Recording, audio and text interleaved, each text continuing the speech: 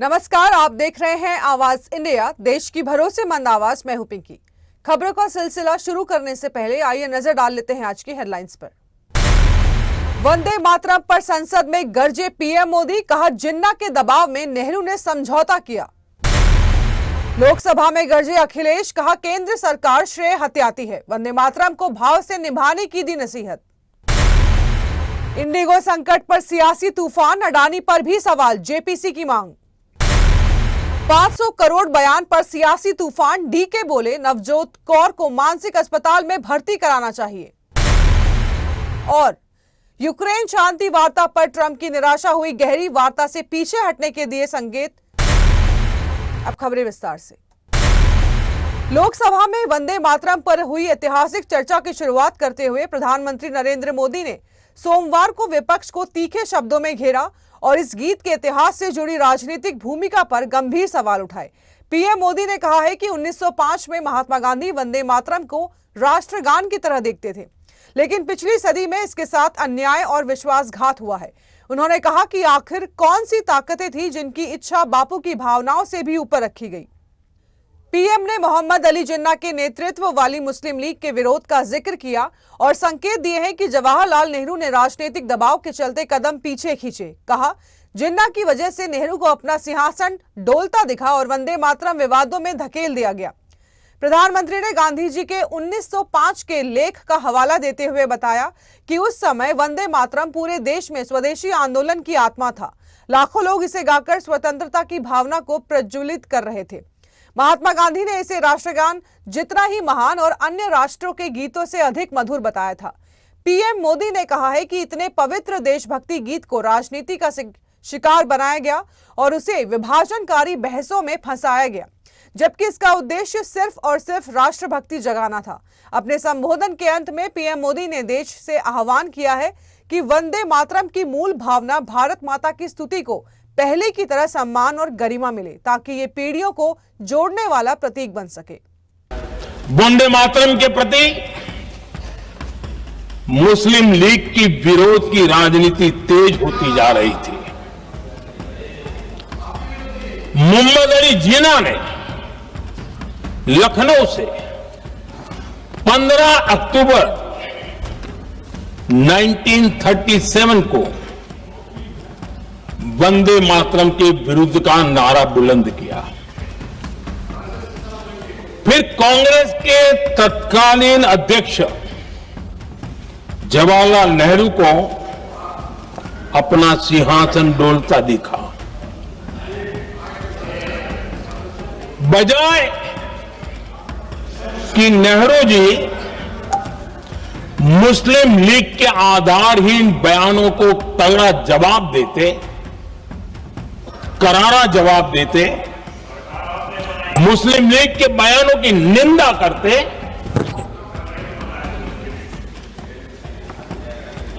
और वंदे मातरम के प्रति खुद की भी और कांग्रेस पार्टी की भी निष्ठा को प्रकट करते हैं। लेकिन उल्टा हुआ। वो ऐसा क्यों कर रहे, वो तो पूछा ही नहीं, न जाना, लेकिन उन्होंने वंदे मातरम की ही पड़ताल शुरू कर दी।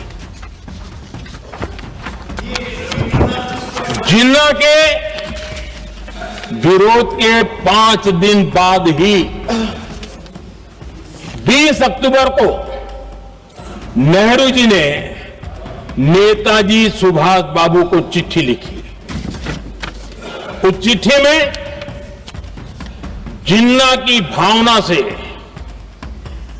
नेहरू जी अपनी सहमति जताते हुए कि वंदे मातरम की, ये जो उन्होंने सुभाष बाबू को लिखा है, वंदे मातरम की आनंद मठ वाली पृष्ठभूमि मुसलमानों को इरिटेट कर सकती है। मैं नेहरू जी का कोट पढ़ता हूं। नेहरू जी कहते हैं, मैंने वंदे मातरम गीत का बैकग्राउंड पढ़ा है। नेहरू जी फिर लिखते हैं, मुझे लगता है कि ये जो बैकग्राउंड है इससे मुस्लिम भड़केंगे। साथियों, इसके बाद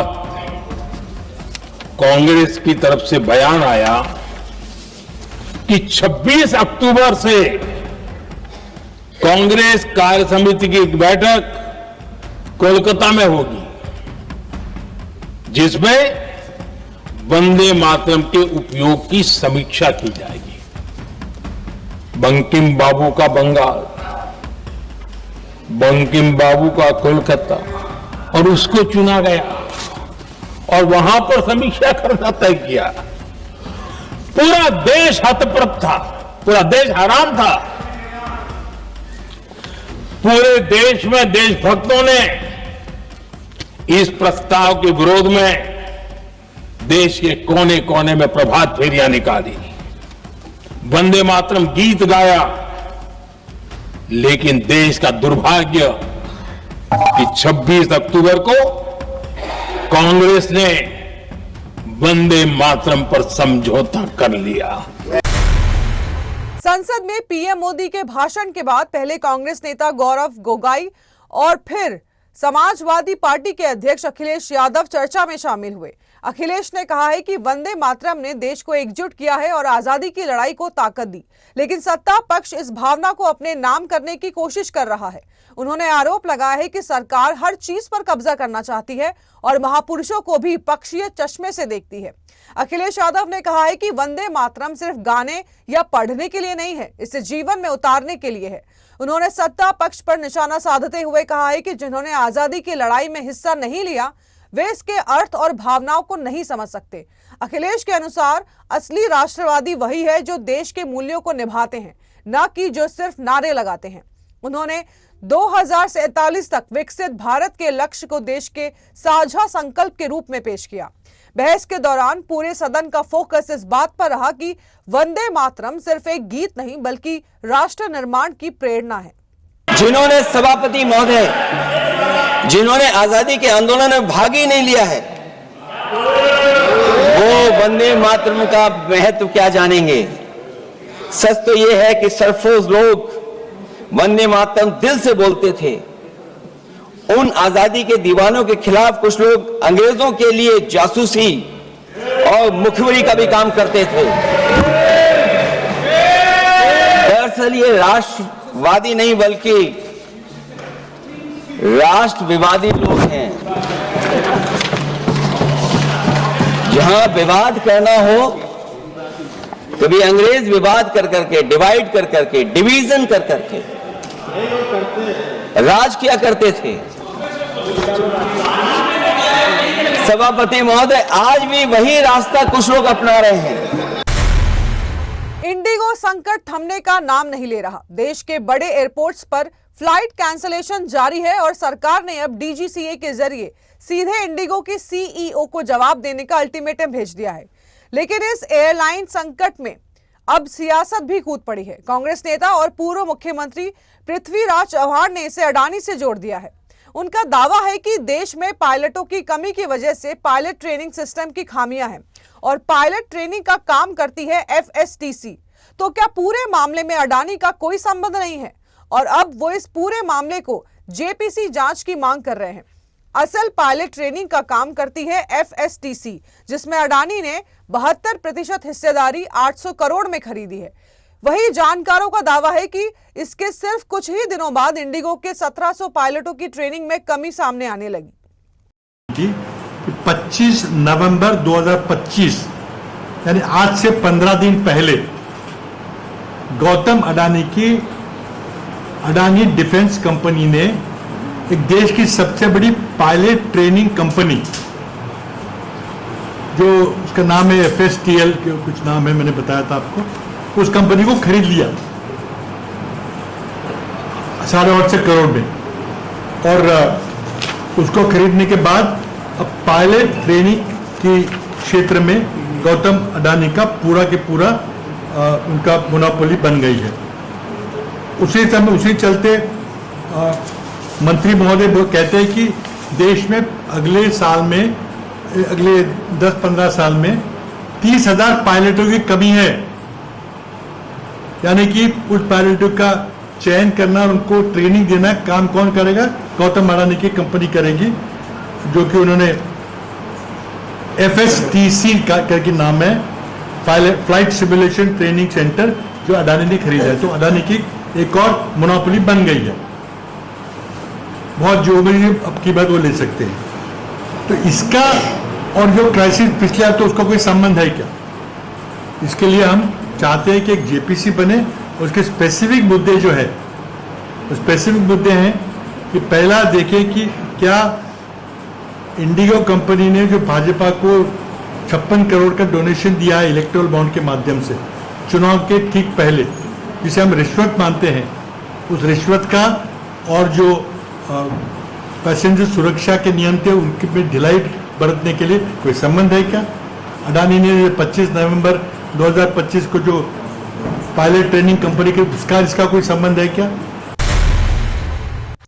देश की सबसे बड़ी एयरलाइन इंडिगो का संकट 7वें दिन भी जारी है। फ्लाइट कैंसिलेशन और देरी के चलते देश के कई एयरपोर्ट्स पर अफरा तफरी का माहौल बना हुआ है।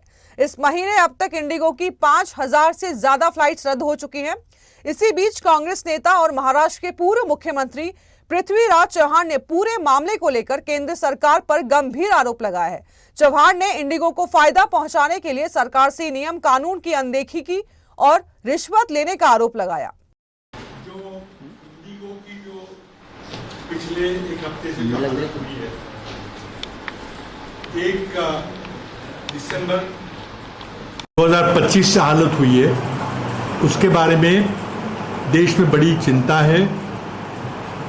हमारे नेता आदरणीय राहुल गांधी हमेशा क्रोनी कैपिटलिज्म की बात करते हैं, मोनोपोली की बात करते हैं, और इसका एक ज्वलंत उदाहरण हमें पिछले हफ्ते इंडिगो के मार्केट फेलियर से देखने मिला है। इसके चलते इसके कारण क्या है वगैरह काफ़ी चर्चा आप लोगों ने की है कि 2-3 मुद्दे जो है मैं सिर्फ हिंदी में आपके सामने रखूँ। हमारी कुछ मांगे हैं। सबसे पहली मांग, जो 1 जनवरी 2025 को पैसेंजर सुरक्षा के व्यवस्था के लिए DGCA ने जो नए नियम बनाए थे, उसकी अनदेखी क्यों की गई और इंडिगो को मुनाफा क्यों कमाने दिया, और जो पूरे देश में जो हमारी नियंत्रण व्यवस्था है उसका जो अपयश है, उसके बारे में नागरिक विमानन मंत्री राम मोहन नायडू पूर्णतया जिम्मेदार है, उनको तुरंत बर्खास्त करना चाहिए। सिविल एविएशन मंत्री को तुरंत बर्खास्त करना चाहिए। साथ ही में जो DGCA की जो अथॉरिटी है, जिन्होंने इंडिगो पे नियंत्रण करने की जिनकी जिम्मेदारी थी, पैसेंजर सुरक्षा नियम को लागू करने की जिनकी जिम्मेदारी थी, 2 साल तक उन्होंने इसके बारे में कुछ नहीं किया, और इससे यह हालत आज जो पिछले हफ्ते में देखी वो हालत, इसलिए DGCA के अफसर को तुरंत बर्खास्त किया जाए। अमेरिकी राष्ट्रपति डोनाल्ड ट्रंप ने यूक्रेन शांति वार्ता को लेकर गहरी निराशा व्यक्त की है, जिससे संकेत मिल रहे हैं कि वे इस प्रक्रिया से खुद को अलग कर सकते हैं। ट्रंप ने कहा है कि यूक्रेन के राष्ट्रपति जेलेंस्की ने अभी तक उनके शांति प्रस्ताव को पढ़ा भी नहीं है, जो उनके लिए निराशाजनक है। यह बयान ऐसे समय पर आया है जब अमेरिका और यूक्रेन के प्रतिनिधियों के बीच हुई बातचीत बिना किसी नतीजे के खत्म हुई। इसी दौरान ट्रंप जूनियर ने दावा किया है कि यूक्रेन रूस की तुलना में ज्यादा भ्रष्ट है और जेलेंस्की एक बेहतरीन प्रचारक हैं। इन बयानों ने अमेरिकी यूक्रेनी संबंधों में एक नई कड़वाहट जोड़ दी है और शांति वार्ता की दिशा को और धुंधला कर दिया है।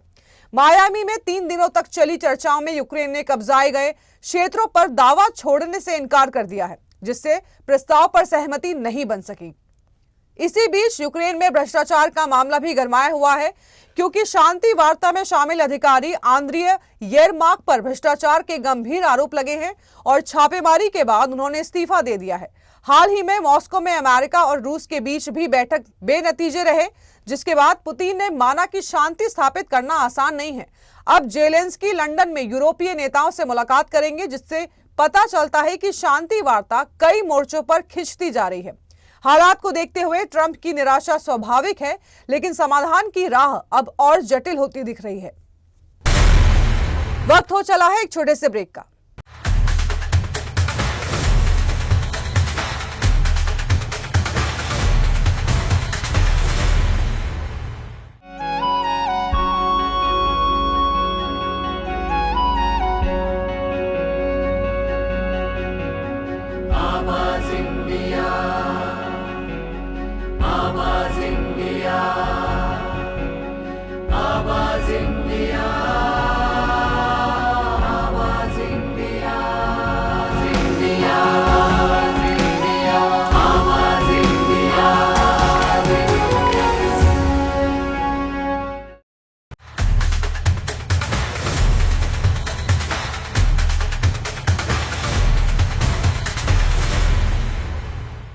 ब्रेक के बाद आप सभी का स्वागत है। बढ़ते हैं अगली खबरों की ओर।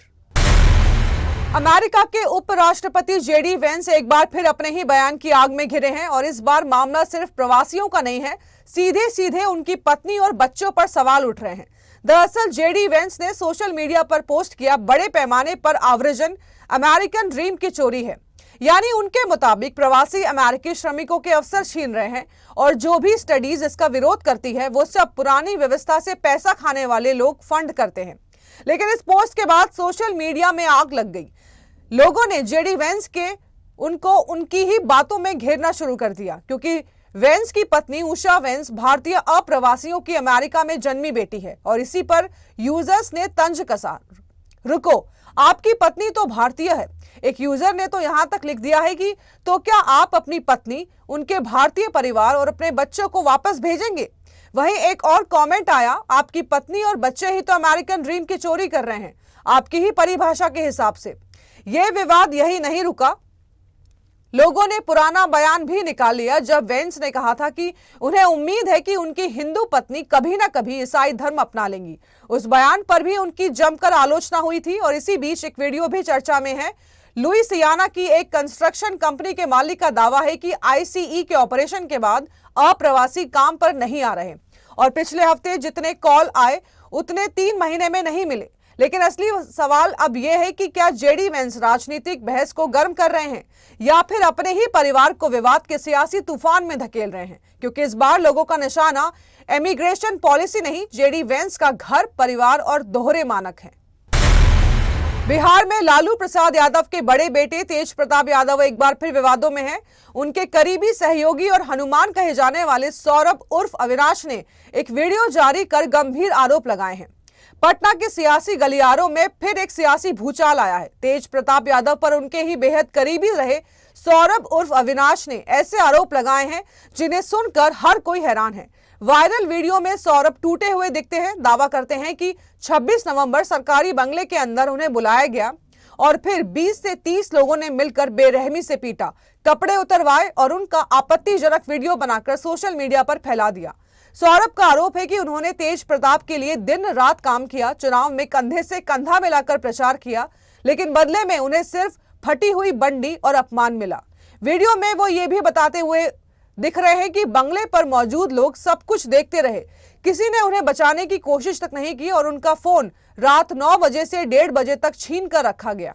सौरभ का दावा है कि रविवार को खान सर के रिसेप्शन में तेज प्रताप ने उनका मोबाइल छीन लिया, फिर बाद में अपने 26 नवंबर आवास पर बुलाया, जहां सहयोगियों ने उन्हें अलग ले जाकर मारपीट की और जबरन सुबोध राय और सत्येंद्र राय के खिलाफ गाली दिलवाने की कोशिश की। लेकिन जब उन्होंने मना किया तो उन्हें और ज्यादा पीटा गया। वीडियो के बाहर भी मामला तूल पकड़ रहा है और अब सवाल यह है कि इतने गंभीर आरोपों पर तेज प्रताप की क्या प्रतिक्रिया होगी और क्या पूरे मामले की जांच होगी। फिलहाल बिहार की सियासत में यह वीडियो नया तूफान खड़ा कर चुका है। कर्नाटक के उप मुख्यमंत्री डीके शिव कुमार ने आज कांग्रेस नेता नवजोत कौर सिद्धू पर तीखा पलटवार किया है और उनके 500 करोड़ रुपए देकर मुख्यमंत्री बनने वाले बयान पर कहा है कि उन्हें किसी अच्छे मानसिक अस्पताल में भर्ती करा देना चाहिए।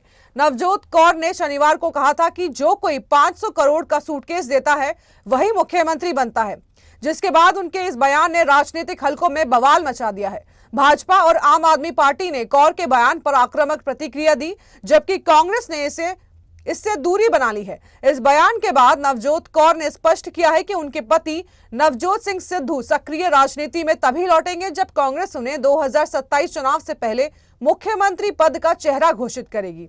उन्होंने यह भी दावा किया है कि उनके पास किसी पार्टी को देने के लिए पैसा नहीं है, लेकिन वे पंजाब को स्वर्ण राज्य बना सकते हैं। राज्यपाल गुलाब चंद कटारिया से मुलाकात के बाद मीडिया से बात करते हुए नवजोत कौर ने कहा कि उनके पास मुख्यमंत्री पद के लिए पैसे देने की क्षमता नहीं है, इसीलिए वे ऐसे राजनीति में शामिल नहीं हो सकती। जब उनसे पूछा गया कि क्या किसी ने उनसे पैसे की मांग की है, उन्होंने कहा कि ऐसा नहीं है, लेकिन जो 500 करोड़ का सूटकेस देता है वही मुख्यमंत्री बनता है। विवाद बढ़ने पर उन्होंने सोशल मीडिया पर सफाई दी और कहा कि उनके बयान को जानबूझकर तोड़ मरोड़ कर पेश किया गया।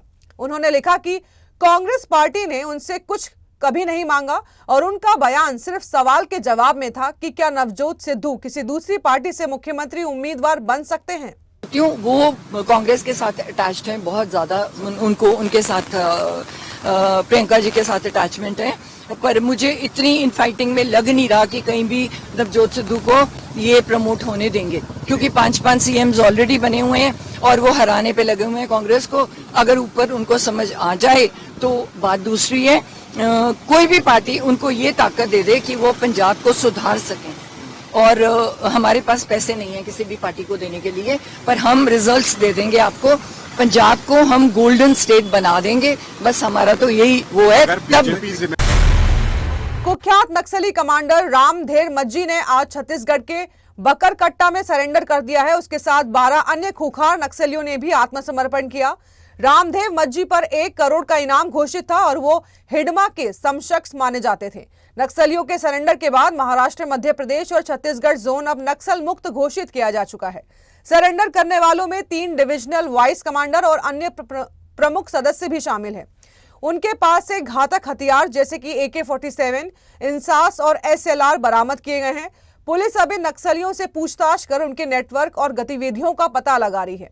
रामधेर मज्जी नॉर्थ बस्तर डिवीजन में सक्रिय था और खैरागढ़ के कुम्ही गांव बकरकट्टा थाने में उसने पुलिस के सामने हथियार डाल दिए। साथ ही divisional committee member Chandu Undesi, Lalita, Janaki और प्रेम ने भी आत्मसमर्पण किया। Area committee member Ram Singh Dada और सुकेश पोट्टम और पार्टी मेंबर लक्ष्मी, शीला, योगिता, सागर और कविता ने भी सरेंडर किया है। इस साल अब तक छत्तीसगढ़ में मुठभेड़ में 281 नक्सली मारे जा चुके हैं। सुरक्षा बलों ने नक्सलवाद को खत्म करने के लिए 31 मार्च 2026 तक की समय सीमा तय की है। वहीं इस अभियान में अब तक 23 सुरक्षाकर्मी शहीद हो चुके हैं। भोपाल में एक ऐसा मामला सामने आया है जिसने पूरे प्रदेश में नई बहस छेड़ दी है। एक युवक जिसे कथित तौर पर लव जिहाद का शिकार बताया जा रहा है, उसे आज वैदिक रीति रिवाजों के साथ फिर से उसका पुराना नाम शुभम गोस्वामी लौटा दिया गया है। मामला राजधानी के गुफा मंदिर का है, जहां धार्मिक अनुष्ठानों के बीच पहले युवक का मुंडन हुआ, फिर शुद्धि और प्रायश्चित की प्रक्रिया, अग्नि में आहुति और वैदिक मंत्रोच्चार के बीच युवक का नाम अमन खान से दोबारा शुभम कर दिया गया। शुभम का आरोप है कि एक मुस्लिम लड़की से प्रेम के बाद उसके घर वालों ने उस पर इस्लाम कबूल का दबाव बनाया। धर्म परिवर्तन के बाद भी उसी परिवार ने उसके खिलाफ झूठा केस दर्ज किया, जेल भिजवाया और फिर कर्नाटक की एक जमात में भेजकर इस्लामिक तौर तरीके सीखने के लिए मजबूर किया गया। शुभम के मुताबिक उसे 5 वक्त की नमाज के लिए कहा गया, दाढ़ी बढ़वाई गई और कई बार गौ मांस खाने के लिए मजबूर किया गया। लेकिन धर्म बदलने के बाद भी वो लड़की उससे शादी नहीं करना चाहती थी। उल्टा हर बार जमात भेजने का दबाव बढ़ता चला गया। परेशान होकर युवक सीधे मंत्री विश्वास सारंग के पास पहुंचे। मंत्री ने जांच करवाई और जांच में जबरन धर्म परिवर्तन की बात सामने आई। इसके बाद मध्य प्रदेश के लव जिहाद कानून के तहत 3 लोगों को गिरफ्तार कर जेल भेज दिया गया है। मंत्री विश्वास सारंग आज खुद युवक को लेकर गए हनुमान मंदिर और उसके घर वापसी कार्यक्रम में शामिल हुए। भोपाल में इस तरह का मामला पहली बार बताया जा रहा है और अब इसे लेकर राजनीतिक और सामाजिक दोनों मोर्चों पर बड़ा विवाद खड़ा हो गया है। वक्त हो चला है एक छोटे से ब्रेक का।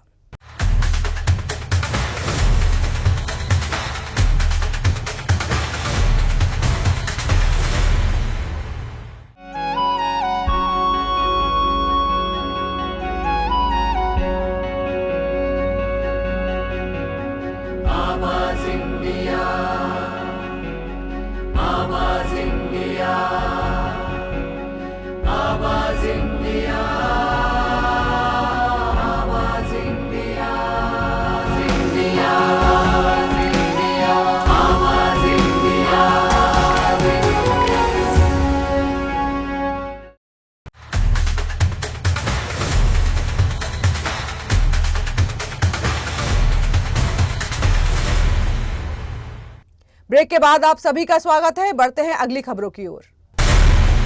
आज दिग्गज एक्टर धर्मेंद्र की बर्थ एनिवर्सरी है और उन्हें उनके बच्चे याद कर सोशल मीडिया पर भावुक पोस्ट शेयर कर रहे हैं।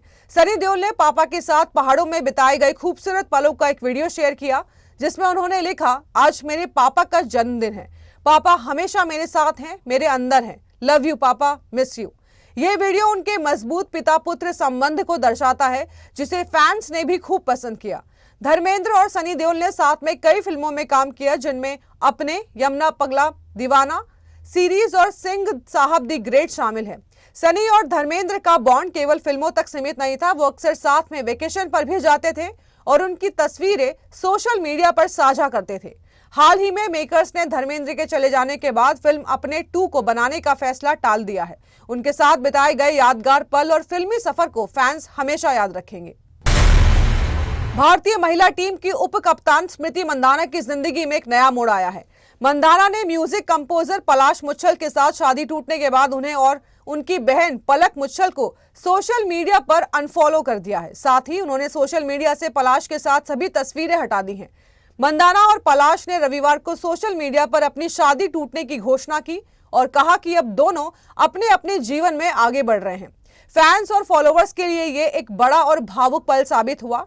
स्मृति मंदाना और पलाश की शादी 23 नवंबर को महाराष्ट्र के सांगली में होने वाली थी, लेकिन मंदाना के पिता श्रीनिवास मंदाना की तबीयत बिगड़ने के कारण शादी अनिश्चित काल के लिए टाल दी गई थी। अब शादी टूटने के बाद मंदाना ने स्पष्ट किया है कि ये व्यक्तिगत और पेशेवर जीवन में अपने रास्ते अलग कर रही हैं। इस कदम से उनके और पलाश के बीच सभी रिश्ते सोशल मीडिया पर पूरी तरह खत्म हो गए हैं। तो देश और दुनिया की बड़ी खबरों में फिलहाल के लिए इतना ही। जुड़े रहिए आवाज इंडिया के साथ, जल्द होगी मुलाकात। तब तक के लिए नमस्कार।